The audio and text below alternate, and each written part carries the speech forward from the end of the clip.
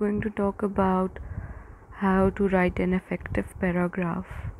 Paragraph is not just about a general topic or something related to some kind of essay or some topic. Paragraph is the essence of any essay, any written communication, business letter, memorandum, cover letter, or any kind of written communication that you have to do in your field. So we must know how to write an effective paragraph. First of all, we need to know what makes a good paragraph. Definitely everybody thinks differently. You already have some kind of rough idea in your mind, and your opinions, they differ. But what makes a good paragraph is the ability to understand it. Whatever you're trying to say, it should be conveyed. And if you're able to convey that message, then your paragraph is effective and it's a good paragraph. What can we do to make our reader understand our writing? It happens so many times that students want to say something but they couldn't write it down because of they don't have enough vocabulary, or maybe they don't know how to formulate those utterances or those sentences.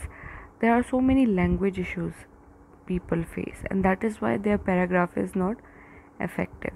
Now we are going to talk about what are the things that we need to keep in mind in order to make our paragraph effective.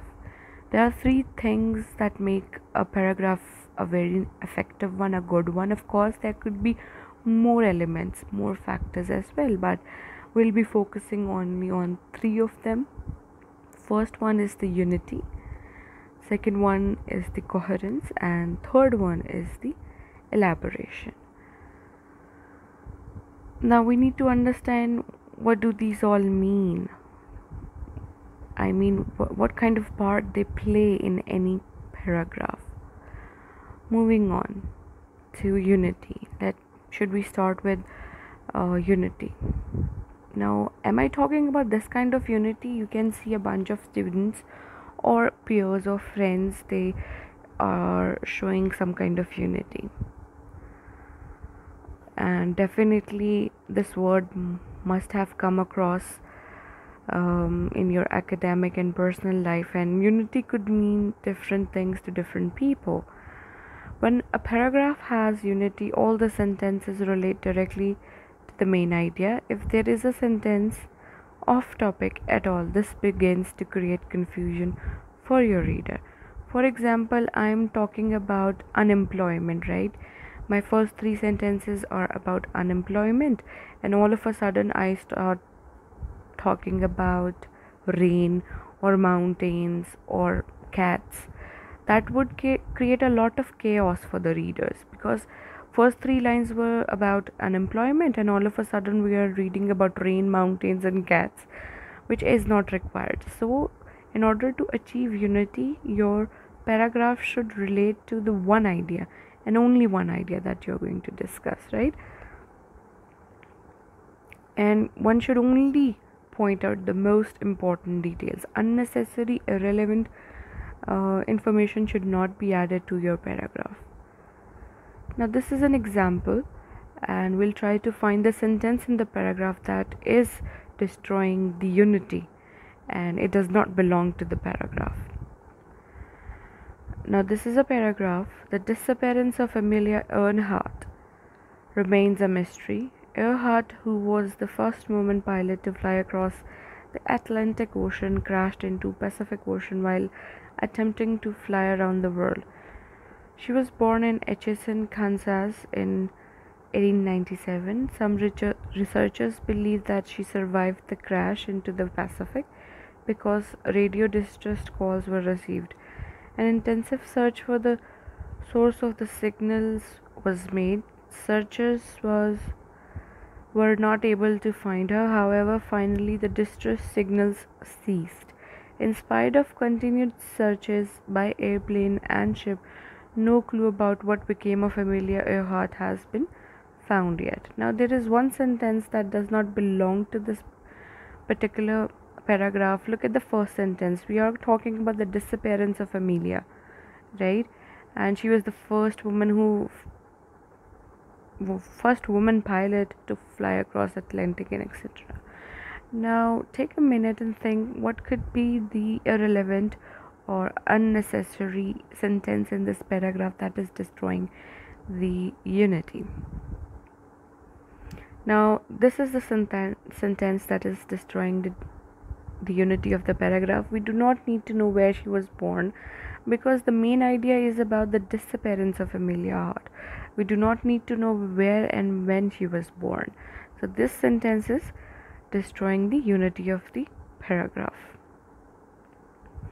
Now the second point is coherence. Coherence generally means relating to each other, and a coherent paragraph is one in which all of the sentences logically fit together.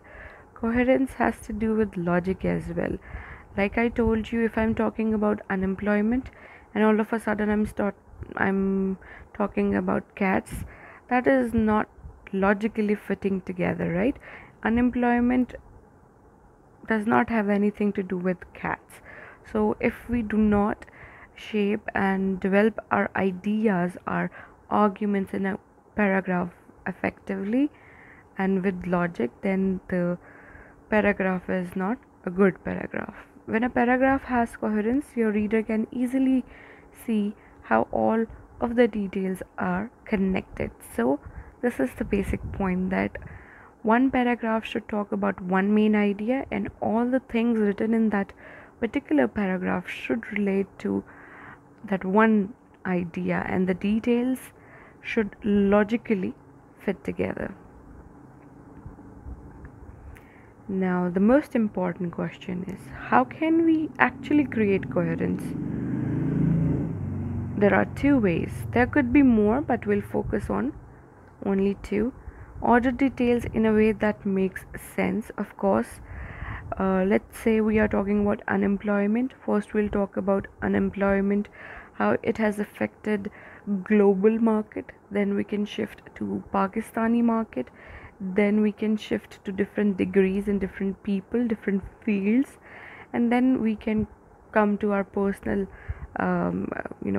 experiences, and then there could be a conclusion in 15 to 20 sentences. So if you want to make sense, definitely you will make an order for that.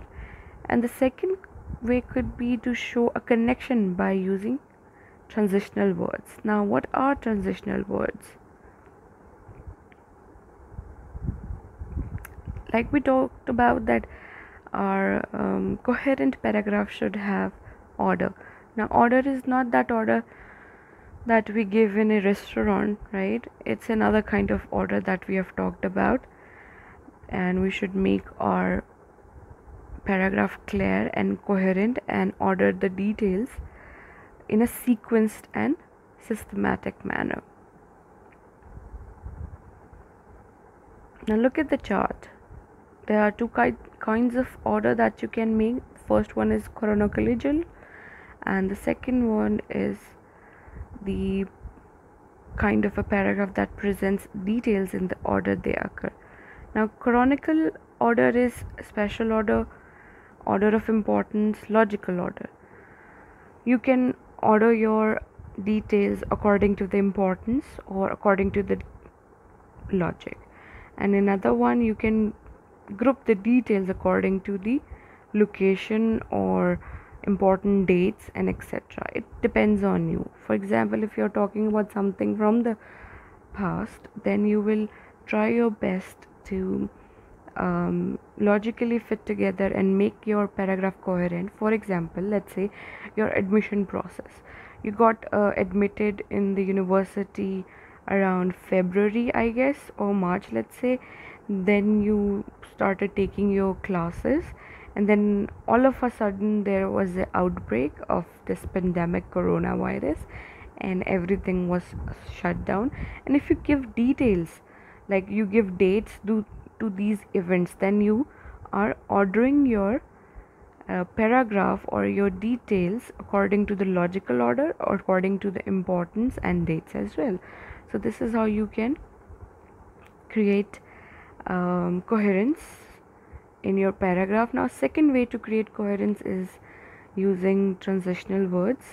As you can see that there's this plug. That plug shows that one point has to be connected to another through a connection. Then there is this chain, and what we want is we want to see a connection. Transitional words help the reader see a relationship between ideas. They're like the knots between the ideas, right? They tie things together. These are some of the transitional words: after, finally, soon, later, meanwhile, then, consequently, therefore, inside, around, across. Now, coming towards the third thing that we must understand while writing a good, effective paragraph is elaboration. What does elaboration means? Elaboration means to give examples, give us more details. So elaboration has to do with more details, and elaboration means to add more details so that your reader can get a clearer picture of what you mean to convey. There are many ways to exhibit elaboration, but these are some of the ways that you can use to elaborate. First one is you can use descriptive words, adjectives, adverbs, right? And then you can give detailed definitions of a certain point or certain thing. For example, let's say that you're talking about unemployment. So once you do that, you can, in the first two lines, you can explain what unemployment means. So you can give that definition, right? Then you can provide example. Like you can, when you come to your personal experiences, you can write that, for example, I have been facing unemployment for a long time now. I have trying my best at every field that I could get in, but I am not able to, etc., etc. So this is how you can give example. Then you can use comparison as well. You can use similes and metaphors, and then there could be a contrastive paragraph as well. You can include a fact or a statistical figure as well. There could be sensory details added. You could have simply added at the point where you say that I feel like unemployment has brought upon depression on me and I'm not feeling good. I feel like this is the end of the world. So when you use these words, I feel, I think, I believe, these are the sensory details that you are adding to your paragraph. Then you can of course use cause and effect to elaborate your point. So this is how you can write your effective paragraph, right? There are a number of types of paragraphs. We'll be talking about them shortly, but this is how. Please remember, there are 3 points that you need to remember. First one is coherence, second one is unity, and the third one is elaboration, right? Now moving on to the topic sentence, we have talked about what is an effective paragraph, right? We got to know that we need to keep in mind 3 most important things, that is unity, coherence, and elaboration. Now unity has to do with one main idea, and that idea could be written in a topic sentence. Now we'll be moving on to topic sentence. What is a topic sentence? Of course, you have been given a topic to write on, and you have to start from somewhere. Let's have a look. What is a topic sentence? A topic sentence is a statement that tells what your paragraph will be about. Now, definitely that one idea would be given in the topic sentence, in the opening lines, or maybe in the third line. It depends on you how you arrange your paragraph, right? Like we had an example of Amelia, and that topic was about her disappearance, if you remember. So the first sentence was Amelia Hart was lost in the Pacific Ocean or something, right? So that was the topic sentence that was telling us that the rest of the paragraph is about the disappearance of that lady. A good topic sentence does two important things. First one is that it helps you to stay focused on the main idea of your paragraph, and the second one is it helps the readers to know what your paragraph will be about. So it helps the writer as well, and it also helps the reader as well. A topic sentence should state the main idea. It should include and summarize reasons that support that particular main idea. Like in that paragraph regarding Emilia, they told us that why did they suspect that she was alive, because there was a radio signal distress coming from her radio or her destroyed radio. So that idea was relating to the main idea, and it should be able to make a claim about the main idea of the paragraph. Now let's have an example of a topic sentence. Let's read a topic sentence and see if we can identify the main idea, what you are writing about, and the supporting idea, what you think about the topic. Now look at the sentence. A healthy diet includes fruits and vegetables. This is the main idea, healthy diet. And fruits and vegetables is the supportive idea, that we know for a fact that healthy diet includes fruits and vegetables, and fruits and vegetables are able to make up a healthy diet. What claim is being made? For a diet to be healthy, it must include fruits and vegetables. Now this is the bubble map to topic sentence, right? Ask yourself, what am I writing about? The answer to this question will be your main idea. Ask yourself, what do I know about the main idea? The answer to the question will be your supportive idea. Now this is a bubble map that you can make. This is also called brainstorming or mapping or a flow charting, whatever you want to call it. Whenever you're arranging certain ideas in your mind, you do this. Now you can see that two bubbles are in blue color and one of them is in maroon color. So the one in the maroon color is the main idea, that is healthy diet, and the supporting ideas are fruits and vegetables. So this is how you can bubble map your topic sentence. Now this is the main idea, of course, and these are the supports. Now what you can do is you can write the main idea in the middle of a piece of paper. Now look at the sentence. King Lot was a better king than Liholiho. Right? Draw a circle or box around it. Let's say we have this sentence and we have drawn this circle or a box around it. This will be the topic of your paragraph. King Lot. We are talking about two kings and we are saying that one particular king was better than the other one. So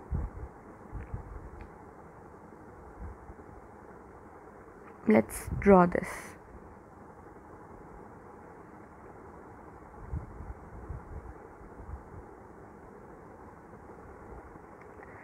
King Lot was a better king than Liholiho because he took his power back. So this is how you can add supportive ideas to your main idea.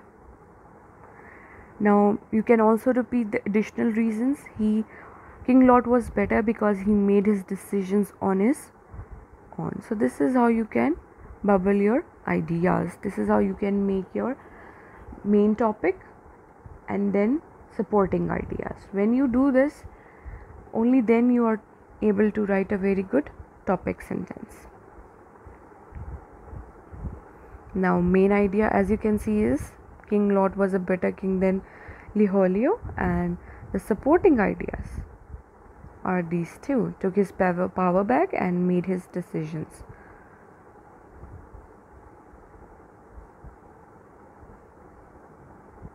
This is how you can explain. This is explaining time and again, but you can understand, of course. Now Can you summarize the reasons that support your main idea? He was more powerful, he demonstrated better leadership. So this is how you can add elaboration, more explanation to your topic sentence as well. Now that is all about the topic sentence. Now look at this final sentence. King Lot was a better king than Liholiho because he demonstrated better leadership. So this is a topic sentence. It is giving you the main idea and it is also giving you the supporting idea as well. We have talked about what is a good paragraph, what should be there in a good paragraph, including unity, coherence, elaboration, etc. And we have talked about topic sentence. Now we'll be talking about what is the actual writing process. Writing is of course a process. It's a continuous process. Whatever you write is never final, right? Of course, in an exam we only have 3 hours to submit our paper and we hardly read it again. But whenever you're writing something which is available to you and where you have a lot of time, for example, you're writing a paragraph or you're writing an assignment, or maybe you're writing a short story or a novel or a report, and you have 5 to 7 hours, so definitely you can use these steps effectively. Of course you can do that also in 3 hours paper, but as students you intend not to use these things. But this writing process, if you keep it in your mind, can improve your writing skills a lot. Now what is the writing process? It is a series of stages that can help you write well. It is like using a map to get to an unfamiliar place. Now the stages are pre-writing, drafting, revising, editing and publishing, a process that is enhanced by collaboration. Now definitely whenever you are trying to write on something, any topic, you will think about it, right? You will first of all brainstorm about it. Now we have to talk about that writing process is not a linear process. You may revisit any stage as many times as needed. Linear means it is not black and white. It is not necessary that there are, let's say, 1 2 3 4 5 steps and you have to go through 1 2 3 4 5 6. You can always revisit any stage. Let's say you are on stage 5 but you think that you have made a mistake and you need to add or omit something from stage 2. You can always revisit that because it's a cyclic process. Cyclic means the cyclic process. This word is written as CYCLIC. We usually pronounce it as cyclic, but it is also pronounced as cyclic. So this is a cyclic process and you can always revisit any stage whenever you feel like it. Why do you need a writing process? Writing is not a natural talent. Writing skills can be learned. They can be improved. Writing takes practice and patience. With practice, your skills will improve. Good writers follow a writing process. Now, these are the 5 steps of writing process.